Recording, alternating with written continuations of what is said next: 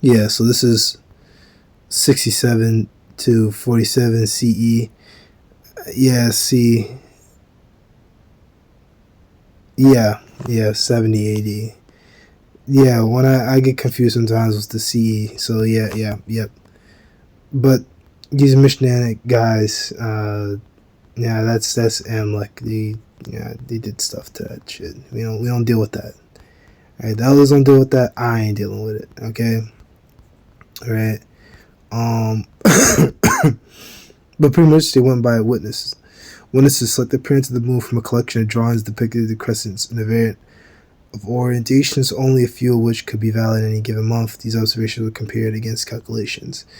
All right, so they get more and more into that stuff, But you can just look at the sky and see that the moon is new. That's an actual new moon. You could see it, right? And our people used to be good at that. Especially in other kingdom, were good and were wise with stars and things like that. So yeah. Last thing I'm gonna get is Sirach 43 and 8 from the moon. Verse 6. Right, he made the moon also to serve. I'll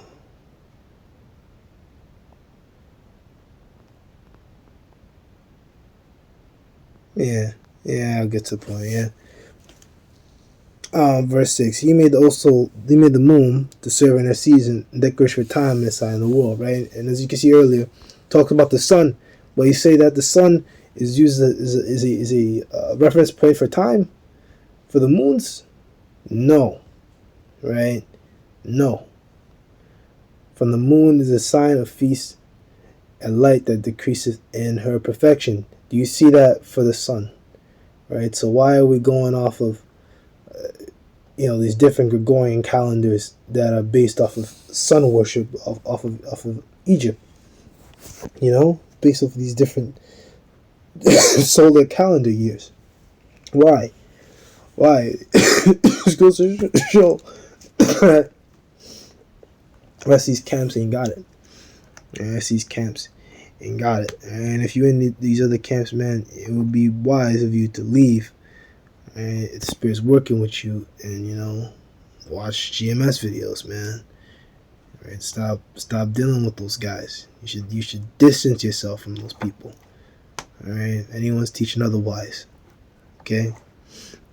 He made the moon also to serve in his season for declaration time and a sign of the world, right? The moon shall lose her light and things like that.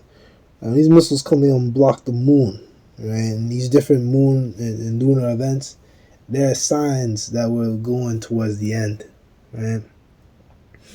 For the moon is a sign of feast, a light to decrease it in her perfection, right? A sign of the feast.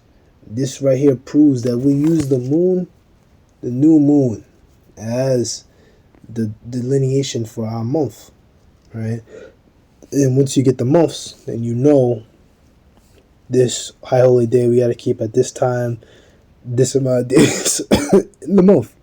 And we can do that by counting the days from the new moon. The moon month is called after her name, increase it wonderfully, her change and being an instrument of the armies above, shining in the firmament of heaven. Alright, absolutely.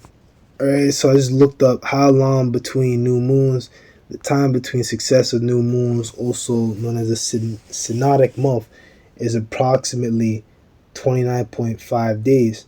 This is the time it takes for the moon to complete one full cycle of phases from new moon to new moon. Right? So this is what we go off of, right? Synodic month. Right? Time it takes for the moon to complete one full cycle of phases from new moon to new moon, approximately 25 to 20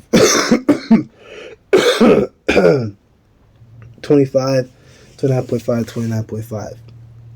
Right? So, and this is the basis for lunar calendars. Right? So, I'll let that be that. Right?